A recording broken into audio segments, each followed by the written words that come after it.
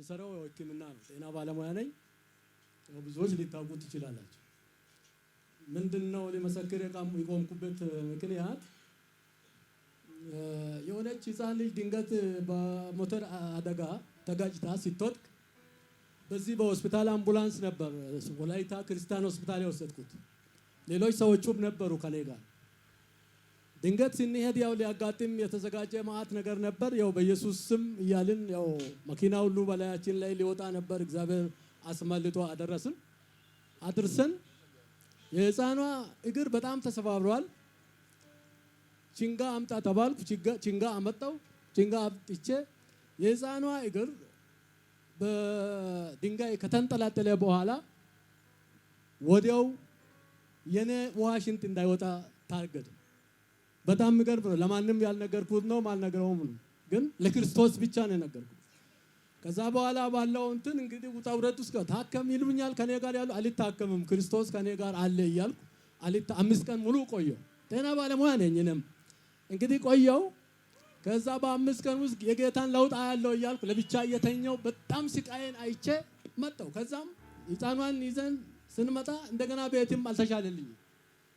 ቤትም ለማንም አልነግርም፣ ለክርስቶስ ብቻ እየነገርኩ ህመሜን 3 ወር ሙሉ እየጨረስኩ በዛ መሃል በክላስ ቴሌቪዥንና እኔ ነኝ የምንለው ቴሌቪዥንና እኔ በዛ አጋጣሚ ምን ለመናገር ነው። በዚህ መሃል የክርስቶስ እርዳታ እንደነበረ ሆኖ ወንድሜ ነብዩ እስራኤል ዳንሳ አገልግሎት እያገለገለ በቻናል ያመጣል የራሱ እንትን በቤታችሁ ፈውስ ይሁን አለ።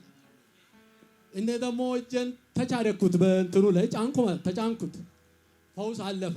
ማሃዳ ፕራካቬኒያ ልልታ ጭብጨባ ፉጨት ከዚህ በላይ ለናዝሬቱ ኢየሱስ ምንድነው? ከዛ በኋላ ፈውስ እያለፈ መጣ። ኦፕራሲዮን ትደረጋለህ ተብዬ ቀጠሮ ተይዞ ይሄን ቀጠሮ አይሆንም እያልኩ ነው። በዚህ እድሜ አልደረግም፣ እኔ ምንም የኔ ጓደኞች ብትሆኑ እኔ አልደረግም እያልኩ ነበር። እግዚአብሔር ደግሞ አልፎ አድኖኝ ፈውሶኝ ዛሬ ደግሞ እስራኤል ፕሮግራሙ ጋር ሶዶም አዋሳም ሊሄድ እያሰብኩ ነበር። አጋጣሚ እዚህ መምጣቱ ካልቀራ እግዚአብሔር የሰጠ እድል ነው፣ ሊጠቀመው ሊመሰክር በሚል ነው ወደዚህ የመጣሁት። በዚህ አጋጣሚ ላሳስባችሁ የምወደው ነገር ምንድነው? ከኢየሱስ ክርስቶስ የሚበልጥ ማንም የለም። እኔ ሀብት እንደሆነ የተወሰነች አይቻለሁ፣ ፖለቲካውንም አይቻለሁ፣ ሌላ ነገርም አይቻለሁ። ግን ከኢየሱስ ክርስቶስ የሚበልጥ የለም። የሚጠቅመውም እሱ ብቻ ነው። እኛ ከሱ ስንሸሽ ሁሉም ነገር ከኛ ይሸሻል። እኛ ወደሱ ስንቀርብ ሁሉም ነገር ይቀርባል። ስለዚህ ይሄን አገልግሎት እኔ በቻናልም በቴሌቪዥንም እናየውን ድሮ ስናገለግል በጣም ይመኝ ነበር። ጊዜ ወጥቶ ለክርስቲያን ጊዜ ወጥቶ እኔ ታመልካለህ ተብዬ በእንብርክክ የሄድኩበትን ጊዜ አውቃለሁ። በደርግ ዘመን ሃይማኖት ክርስትና እንዴት ፈተና እንዳለ ወንድምም እነዚህ የሚያገለግሉትን በቻናል ወደዚህ ግልጽ ያወጡትን ብዙ ወጪ ያወጡ ነው ለፍቶ ነው። ግን እግዚአብሔር እንኳን ረዳችሁ ነው የሚለው። በጣም የሚያስመሰግን ነው። እግዚአብሔር ይባርካችሁ። ክብር ለስሙ ይሁን። ለጌታ ክብር ይጨበጨባል።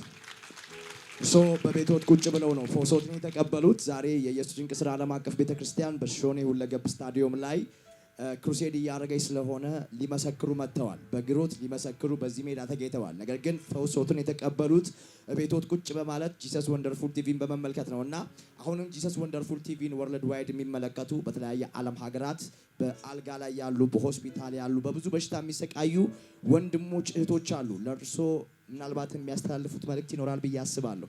በተለያየ ቦታ በተለያየ አይነት ችግር ውስጥ ላሉ ሰዎች የሚያስተላልፉት መልእክት ካለ እድል ስጦት። በጣም ጥሩ ነው። እንግዲህ በመጨረሻ ሊያስተላልፍ የሚፈልገው ነገር ምንድነው? አንደኛ ከክርስቶስ ሌላ የለም። የሚበጀን እሱ ነው፣ የሚጠቅመንም እሱ ነው። ብር እንደሆነ ከጂ ነው፣ ስልጣን እንደሆነ ከጂ ነው። በትንሹ አይተነዋል። ከኔ በላይ ደግሞ ያያችሁ ሰዎች አላችሁና ለክርስቶስ ሲባል ባንሸሽ ጥሩ ነው የሚል ነው። በየትም ደግሞ እኛ ስንቀርብ፣ ስንታመም፣ ስንቸገር የሚደርሰን እሱ ብቻ ነው። የኛ ችግራችን ከነም ጨምሮ ክርስቶስ ረዳ ከሱ እንሸሻለን። ሀብታችን ሀብት ይሰጣል። እግዚአብሔር ሀብት ሲሰጥ ሀብቱን ይዘን ነው ከክርስቶስ ምን ሸሸው። ያልተባረከ ነው። ለዚህ ነው እኛ ለመባረክ ብንፈልግ ከነም ጀምሮ ወደ ክርስቶስ መቅረብ አለብን። ከክርስቶስ ሚሻል የለም። አሁን መጨረሻ ዘመን እየመጣ ነው። ለክርስቲያኖች በጣም አስቸጋሪ ጊዜ እየመጣ ነው። የሌላ ሰው እንደነበረ ሆኖ ማለት ነው። ስለዚህ የሚያዋጣን የሚጠቅመን ለኛ ለትውልድ ኢየሱስ ክርስቶስን ብቻ ማምለክ ነው ነው። ክብር ለኢየሱስ ይሁን። ለጌታ ክብር ይጨበጨባል።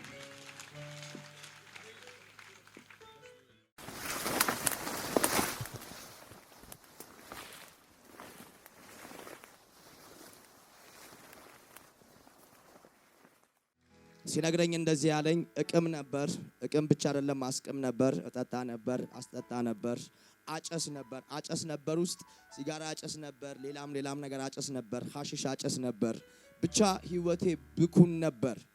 በገንዘብ አልተባረኩም። ህይወቴ ሙሉ ለሙሉ ብኩን ነበር። በዚህ ምዕራፍ ውስጥ ነው ወደ ኢየሱስ ድንቅ ስራ ዓለም አቀፍ ቤተክርስቲያን በሰው እገዛ ወደ ሐዋርያው ጋር የሄድኩት። ሐዋርያው አንድ ትንቢት በኔ ላይ ተናገረ።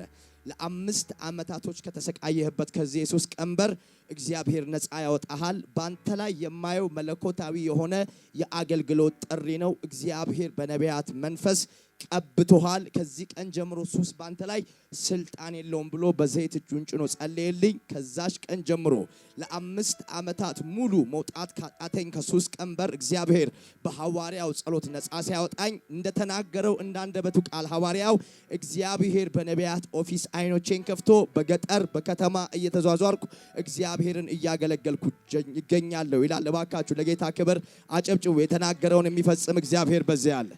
እሰይ። እሺ ይሄ ወንድሜ እንደዚህ ነው ያለኝ። ደቡብ አፍሪካ በሚሄድበት ሰዓት ላይ ድንገት ታንዛኒያ የሚባል ሀገር ላይ ታሰርኩኝ አለ። ተያዝኩኝ። ተይዤ ለ2 ዓመት ያህል እዛ እስር ቤት ውስጥ ነበርኩኝ። በዚህ ሰዓት እህቴ ደግሞ ከሀገር ውጪ አረብ ሀገር ነበረችና በሐዘንና በጭንቀት ውስጥ ባለችበት ሰዓት ላይ እኔም በጣም በተጨነኩ ሰዓት ላይ ወደ እግዚአብሔር ሰው ወደ ሐዋርያው እስራኤል በስልክ ደወለች። እንደዚህ አለ፣ ወንድምሽ ወደ ሀገር በሰላም ይመለሳል፣ አይሞትም አለ። እንደተናገረው እንደ አፉ ቃል ሰው ከማይወጣበት ከዛ እስር ቤት እግዚአብሔር አውጥቶኝ ወደ ሀገሬ በሰላም መልሶኛል ይላል። ለጌታ ክብር አምጡለት ባካቸው።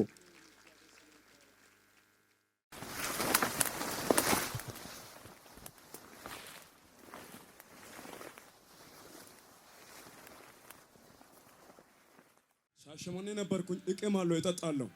ከዛ 5 ዓመት ሳይነስ እታመማለሁ፣ ጮጋራ እታመማለሁ። 3 ቀን እንኳን ምግብ እስከማይበላ ድረስ እየታመኝ ነበር። በጣም እታመማለሁ። ከዛም ሱስ አለኝ። በቃ የማላደርገው ነገር ምንም የለም። የዚህ ሀገር ተወላጅ ሆኜ በጣም ሱሳም ነኝ።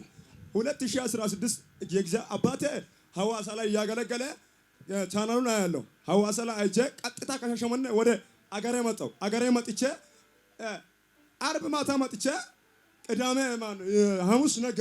ሐሙስ ከነጋ በኋላ ቀጥታ ሶዶ ገስታው ሰርኩት። ገስታው ሄጄ አደርኩ። ከና አድራሻ ጠራኝ። ስሜ ምረቱ ማርቆስ ድላሞ ነው።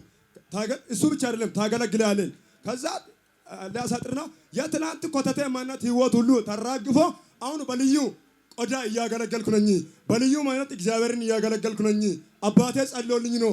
አባቴ ውስጥ ያለው የእግዚአብሔር ብርሃን ለብዙ ሰዎች ለብዙ በጨለማ ውስጥ ያለው ህዝብ ላይ እየበራ ስላለ እባክህ ጉባኤ ለዚህ ለአባቴ ጸልዩለት። በየቦታ በየመንደሩ ለራሳችሁ ስትጸልዩ ለአባቴ እባክህ ጸልዩ።